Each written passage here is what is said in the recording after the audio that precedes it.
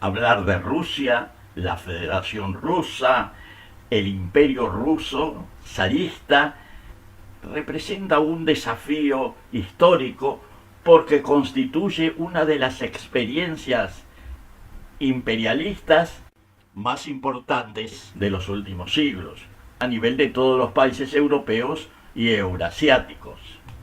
Se hace necesario, según mi opinión, comparar el vasto imperio ruso, multicultural, pero también de orígenes imperialistas y coloniales, con los imperialismos coloniales europeos, o sea, España, Portugal, Inglaterra, Francia, Alemania, Holanda y hasta cierto punto Dinamarca.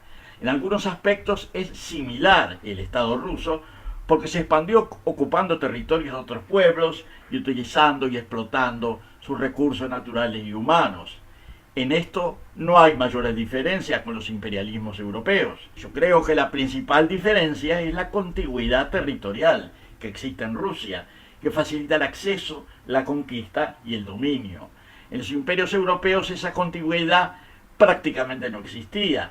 España, Portugal, Inglaterra, Francia y Holanda, por ejemplo, se vieron obligados a atravesar mares y océanos, a veces recorrer grandes distancias para realizar sus conquistas e incorporaciones coloniales.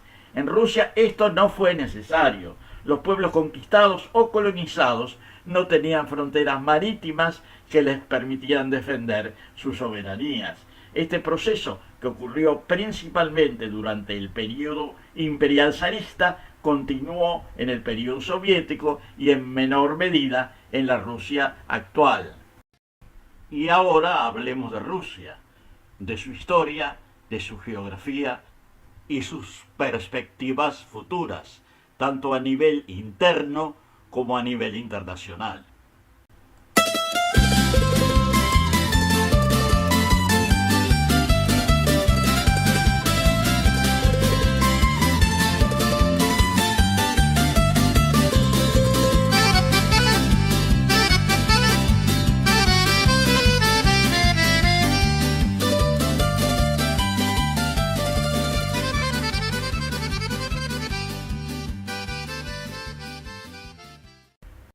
La historia de Rusia comienza en la Edad Media, en el Rus de Kiev, un conjunto de principados eslavos orientales que adoptaron el cristianismo ortodoxo en el siglo X. Tras la invasión mongola, el centro del poder se desplazó hacia el noreste, especialmente a Moscú, que con el tiempo se consolidó como núcleo político y religioso.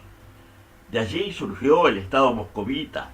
Se sentaron las bases de la lengua rusa, la Iglesia ortodoxa y una cultura política centralizada, elementos que marcarían profundamente a la identidad rusa posterior. Rusia tiene una población cercana a los 145 millones de habitantes. Los rusos étnicos constituyen la mayoría, alrededor del 70 al 72% del total. Sin embargo, casi un tercio de la población pertenece a minorías nacionales. Estas incluyen pueblos túrquicos, caucásicos, urálicos, eslavos no rusos y pueblos indígenas del norte y de Siberia. Esta diversidad no es reciente, es el resultado de siglos de expansión imperial y más tarde de la organización multinacional heredada de la Unión Soviética. Entre los siglos XVI y XIX, bajo los zares, Rusia se expandió de forma continua, primero hacia el Volga y los Urales, luego hacia Siberia, el Cáucaso y Asia Central. Esta expansión convirtió a Rusia en un imperio multinacional, incorporando pueblos túrquicos, caucásicos y siberianos. El dominio imperial combinó integración administrativa, colonización rusa y en muchos casos represión cultural. Y aún así, muchas identidades locales sobrevivieron dentro de una estructura política altamente centralizada. El pueblo ruso constituye el núcleo demográfico, cultural y político del país. El idioma ruso es la lengua oficial en todo el territorio y funciona como lengua común entre los distintos pueblos. La Iglesia Ortodoxa rusa, la historia imperial y la memoria de la victoria en la Segunda Guerra Mundial forman parte central de la identidad nacional promovida por el Estado. Históricamente, muchos pueblos fueron incorporados al Imperio ruso y luego a la Unión Soviética mediante procesos que combinaron integración, asimilación y en algunos casos represión. Tras la Revolución de 1917, el Imperio ruso fue reemplazado por la Unión Soviética. El nuevo Estado se definió oficialmente como multinacional y reconoció repúblicas y autonomías étnicas. Se promovieron lenguas y élites locales, especialmente en las primeras décadas. Sin embargo, el poder real permaneció centralizado en Moscú. Durante el periodo de Stalin se produjeron deportaciones masivas, también represión política y en algunos casos profundas transformaciones demográficas que finalmente afectaron a muchos de estos pueblos. Rusia es formalmente una federación compuesta por distintos sujetos: oblast, krais, ciudades federales, distritos autónomos y repúblicas nacionales. Las repúblicas están asociadas a pueblos no rusos y poseen constitución propia, parlamento regional y, en teoría, lenguas cooficiales. Sin embargo, en las últimas décadas, el poder se ha centralizado fuertemente en Moscú. Las autonomías regionales se han reducido y muchas decisiones claves se toman desde el gobierno federal. Entre las minorías destacan los pueblos túrquicos, como tártaros, bashkires, chuvasios y yakutos. Los pueblos del Cáucaso, como los chechenos, los ávaros y los darguinos. Los pueblos fino-ugrios, como mari y udmurtos, y los pueblos indígenas del Ártico y Siberia. Cada uno de estos grupos mantiene tradiciones propias, pero muchos enfrentan procesos de pérdida lingüística y migración hacia las grandes ciudades rusas. Los tártaros son la minoría étnica más numerosa de Rusia, con cerca de 5 millones de personas. Son mayoritariamente musulmanes suníes y viven principalmente en la República de Tatarstán, en la región del Volga, con capital en Kazán. Durante los años 90, Tatarstán gozó de una amplia autonomía.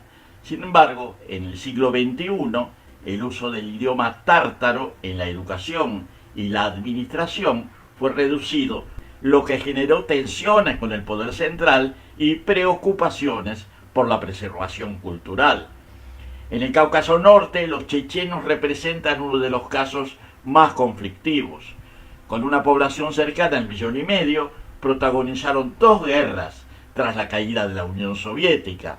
Hoy, Chechenia está fuertemente controlada por un liderazgo local alineado con el Kremlin en un contexto de estabilidad autoritaria y denuncias de abusos. Los bashkires, que viven en Bashkortostán, al sur de los Urales, también son mayoritariamente musulmanes. Aunque su relación con Moscú ha sido menos violenta, enfrentan problemas similares de pérdida lingüística y centralización política. Los chuvasios, de origen túrquico y religión mayoritariamente cristiana ortodoxa, viven en la región del Volga. En el Cáucaso, los ávaros y darguinos forman parte del mosaico étnico de Dagestán, una de las regiones más diversas de Rusia. Estas comunidades suelen enfrentar pobreza estructural, altas tasas de desempleo y una fuerte emigración hacia otras regiones del país. Entre las minorías eslavas y caucásicas destacan los ucranianos y armenios. Los ucranianos fueron históricamente una de las minorías más numerosas, aunque su presencia se ha reducido en el contexto de conflictos recientes. Los armenios, concentrados en grandes ciudades como Moscú, San Petersburgo y Krasnodar, poseen una larga tradición comercial y cultural, pero también enfrentan presiones de asimilación y discriminación. En Siberia y el Ártico ruso viven más de 40 pueblos indígenas, como los Nedets, los Evenkis, los Chukchis y los Yukaghires. Muchos de estos pueblos tienen poblaciones muy reducidas y mantienen formas de vida tradicionales basadas en el pastoreo de renos, la caza y la pesca. La explotación de recursos naturales y la pérdida de territorios ancestrales representan amenazas directas a su supervivencia cultural. A pesar de sus diferencias, muchos pueblos de Rusia comparten problemas similares: descenso demográfico, emigración juvenil, pérdida de lenguas originarias y desigualdad económica. Las políticas educativas tienden a priorizar el ruso, lo que acelera la asimilación cultural.